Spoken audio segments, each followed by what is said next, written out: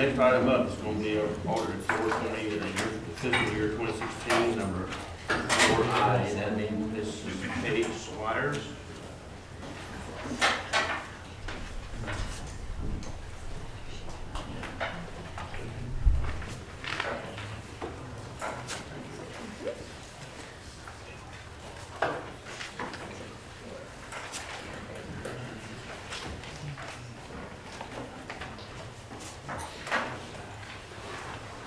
There's an extra letter in here that's addressed to the board and management. It's just kind of a overview of what some items from the audit, such as did we have any difficulties, which we did not. It's just reporting to you how it all went. The actual audit report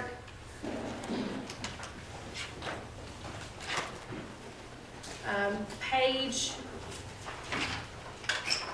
1, the independent audit report, just pretty much states that everything is a clean audit, that in all material respects, that we felt everything was presented fairly.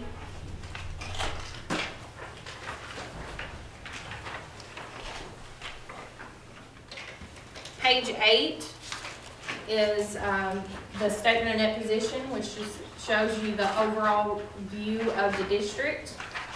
Factoring in fixed assets, bond, debt, that sort of thing, the net pension liability, which was a new thing last year. And we'll discuss that a little bit more later on. What that is with the county retirement and the new GASB reporting on that. So that's one liability that you will only see in the audit report. It's not necessarily on the munis report that you all receive.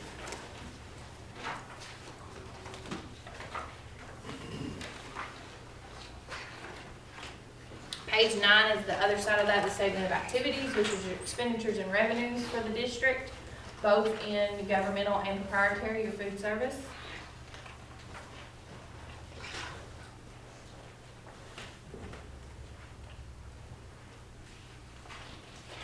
One note that I wanted to point out was on page, it's later on in the report.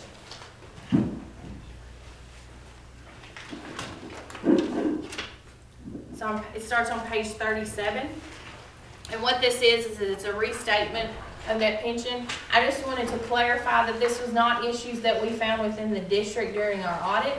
It was actually items that the previous auditors, I know you all, or I'm sure you are aware of the change in audit firms right after the contract was signed.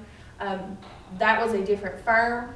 When this firm came in, there was some difference of ways to present things. So we made some adjustments to last year's audit report that are reflected in this year's. And I just wanted to make sure that you all knew that it wasn't something that we found here during the audit. It was just something we adjusted as a firm. So I just wanted to point that out if later on you needed some bedtime reading and you saw that. Is there anything that you all would like for me to touch on as far as financially in the numbers? I know this may have been the first time you've seen the audit report. If not, I'll give you, if there's anything you wanted to discuss per se about the numbers, maybe that you've had throughout the year, or we can move on to the comments. Just a general question. Okay. What's your assessment of the financial health of our district? And we actually, that is actually discussed in the MD&A, which starts on page 4. Find the actual, that next to last paragraph, net pension may serve as an overtime as a useful indicator of government's financial position, which means financial health. So page 4. I'm looking at it. You okay? Second to last paragraph. Right there. Net pension may serve. And Net position, okay. net position, I'm sorry, yes. Okay, okay. Yes, I'm sorry. That is a good indicator. And on the next page, it actually shows the net position of the district, 14 million. So that is showing that after everything's said and done, that that's in my opinion, a healthy district. Okay. Even in some cases, you'll see where it's divided out 3 ways. On page 5 up there, total net position, capital assets, restricted and unrestricted. We have seen in some districts where that unrestricted is actually a negative amount. So, to me, in my opinion, looking at this, and any person looking at this is gonna see that 14 million is a healthy district.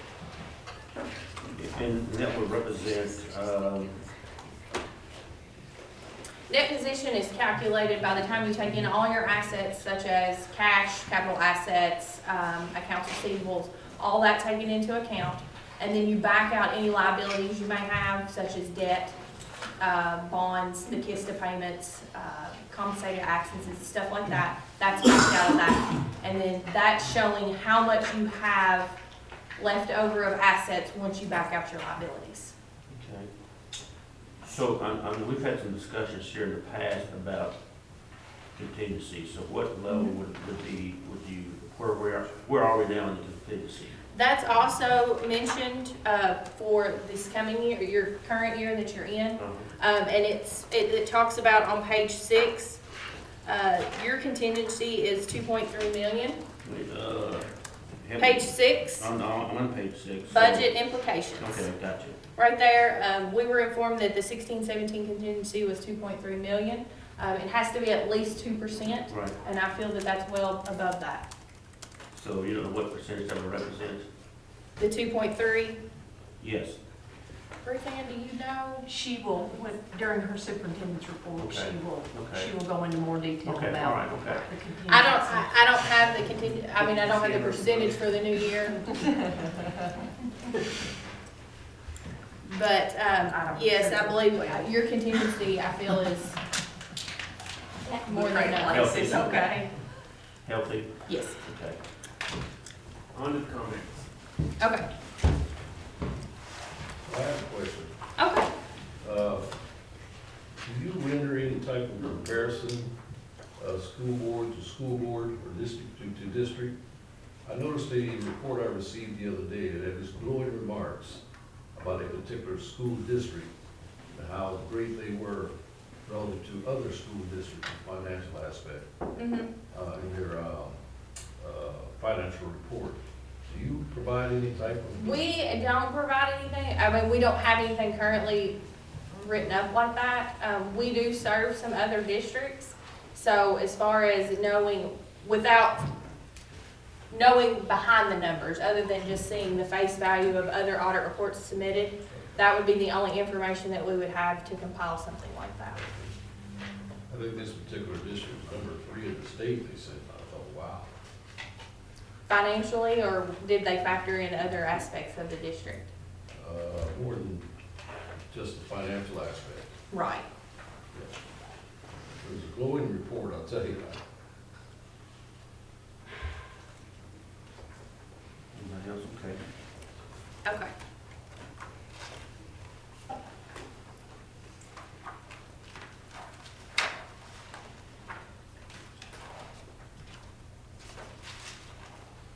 Page 52 is the independent audit report on internal controls over financial reporting. We only had one finding there, and I really wanted to discuss that with you all and answer any questions you may have. The finding was, let me just, and it's worded, listed out on page 57. The finding is that the criteria is the district is required to have internal controls in place that would enable it to prepare complete financial statements and the footnote disclosures in compliance with generally accepted auditing or accounting procedures. So what that means is that technically, when the auditor comes in, the numbers and the footnotes that are included in here would be prepared by the district. Now, currently, we prepare those for you. The thing that this is stating is that by preparing them for you, we felt that currently there wasn't someone within the district that if for some reason a footnote disclosure was missing or something was calculated incorrectly, that it wouldn't be caught by the district.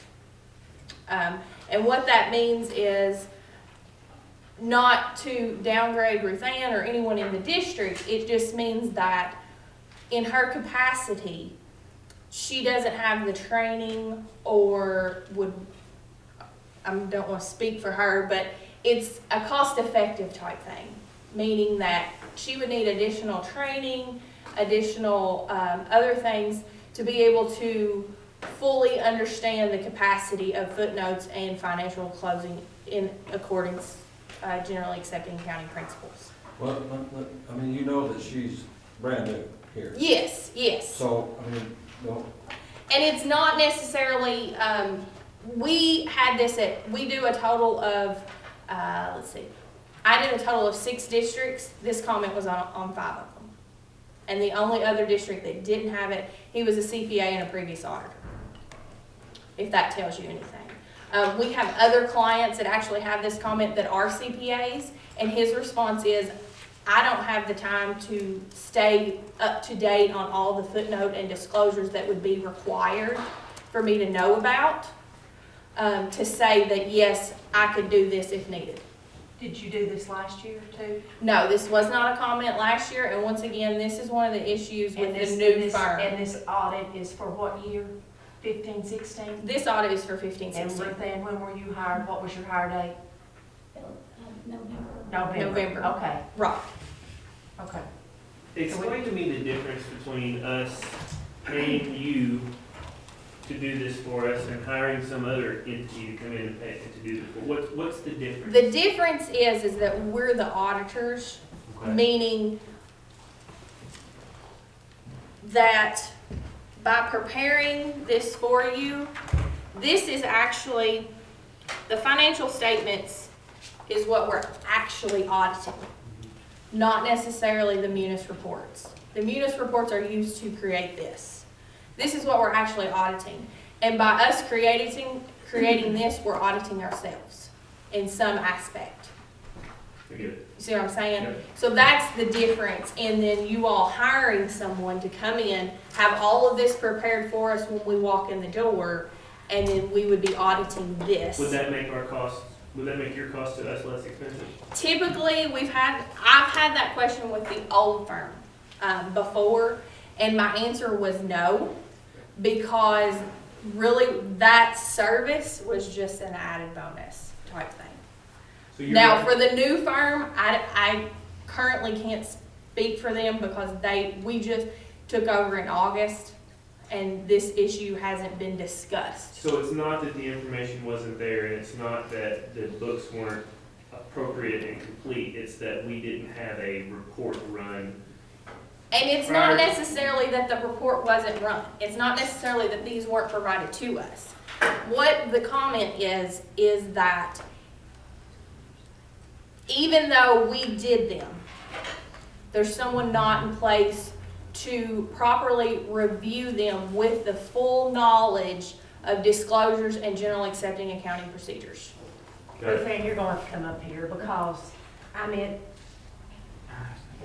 Let me say that this is something that the state for the last several years has talked about and said pretty much basically all districts are gonna have to get somebody, hire a separate accountant to do some of this work. And I think it's really CPA accounting that pretty much unless you've done that, there's not a finance officer I know that is prepared to do that. did you find anything wrong? No.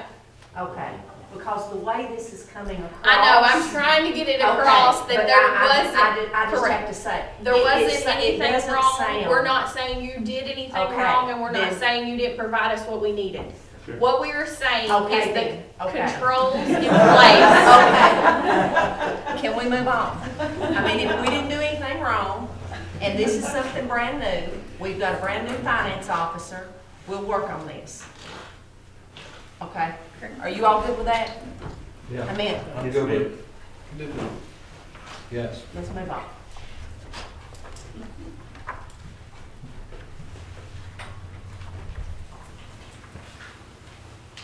Okay, so So that item was considered a significant deficiency, which is not, it's a step down from a material weakness. The rest of our comments are listed on page 60, and these were just items that we felt needed to be addressed to the board. They're a step down from the significant deficiency. The first item was a purchase order, and this is on a John Deere account, which is just a store charge account. And we felt like from our testing that purchase orders were not being approved prior to the purchase. It didn't seem to be common practice, so we just suggest that any purchases have a purchase order prior to the purchase to be approved, that the purchase is necessary, that it's within the budget, and that sort of thing, before the purchase is made at the John Deere store. Just out of curiosity, how much was it? I have no idea, Okay. not right off the top of my head. Okay. And this was more of a, it wasn't necessarily the dollar amount that we were looking at, it was just the procedure of it. Okay. And why do we do that, Scott? It's Norby's. They don't have they outsource their charge. So John Deere Financial, just like some other type of stores like that, use their service to collect their funds. So that's where it went to. And It's what not are a great deal of money. What are we gonna do different, Ruth Ann? We will do purchase orders, and if we need to do a blanket purchase order for the purchases for the year, so that every time we need something, but we can easily take care of that with a blanket purchase order for the year. We'll fix it. Okay. Okay, now, each school had its own comments. A lot of them were the same situation at each school, so I'm just gonna kind of spot check them unless as we're going through, you have more questions. One of our issues goes back to the purchase orders again at the school levels. Red Book, which is KDE's guidelines for school activity funds. It's their state law for that. Purchase orders are required for every purchase, and they need to be approved prior to the purchase. So during our testing, we just noted some instances where something may have been gone and got purchased, and then a purchase order was approved after the fact. Did you find any instances where something wasn't ever approved? I don't recall anything like that. Thanks. Fundraiser approval forms, that's more to do with, as fundraisers are going through the schools, they need proper approval either through the board or the principal, depending on what type of fundraiser they are. Lebanon Middle had the purchase order situation. And like I said, a lot of this form wasn't completed correctly, and it's just the guidelines of Red Book. So that's what we used. And that guideline can be found on KDE's website if you all ever need some more midnight reading.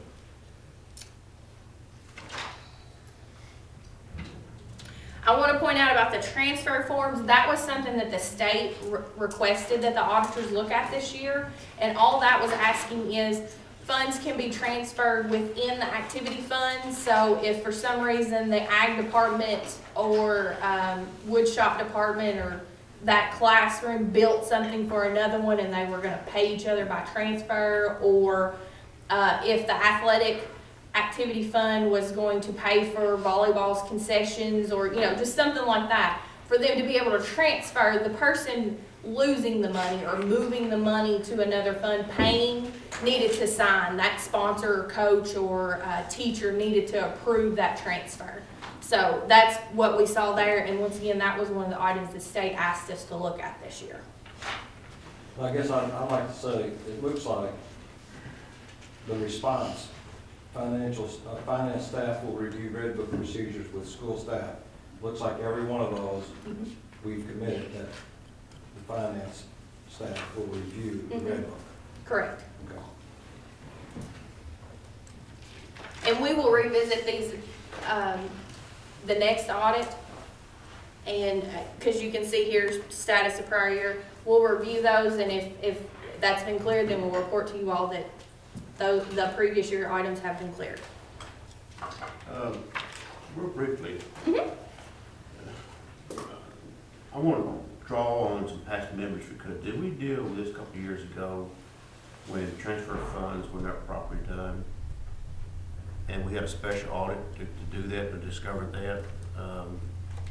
I think what our problem has been is, of course, everybody knows that our finance director was out, and it's very easy that not exactly a signature was here or a signature was there. I think what it's saying is that it's not anything, a big problem, but it's a problem that, we didn't have a finance director for so long. In the previous years, or Well, for it's- now? Just recently.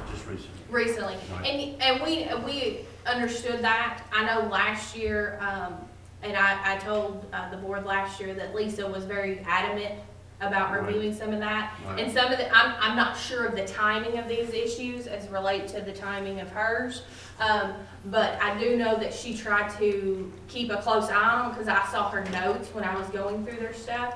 And I don't know if that factored into some of these issues, the timing of that, but she was very adamant about, I remember noting that last year, that she was very adamant about keeping a close eye on them and adhering to Red Book. It just seems to me at the street level,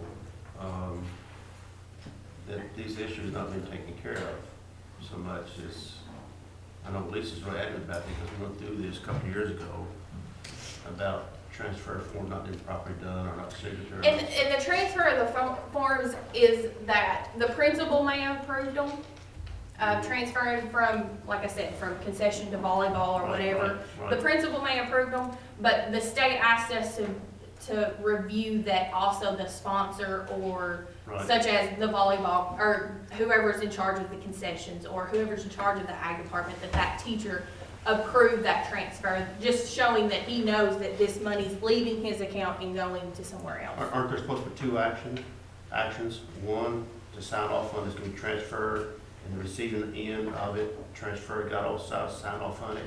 It's just the one form, and it's Well, the no, but principal, and, no, I think it's just the principal and the person remitting the money. That was the key that the state was wanting to look at, was the Okay. person remitting the money. Well, I have great confidence that with whatever shortcomings that we have, that Ms. Stokenauer will make sure that our bookkeepers are retrained, and we will do what we need to do to make sure we're in compliance next year. Ms. Squires, thank you very much for your report. And I feel good about the place we're in now, and I look forward to seeing next year a clean report as well.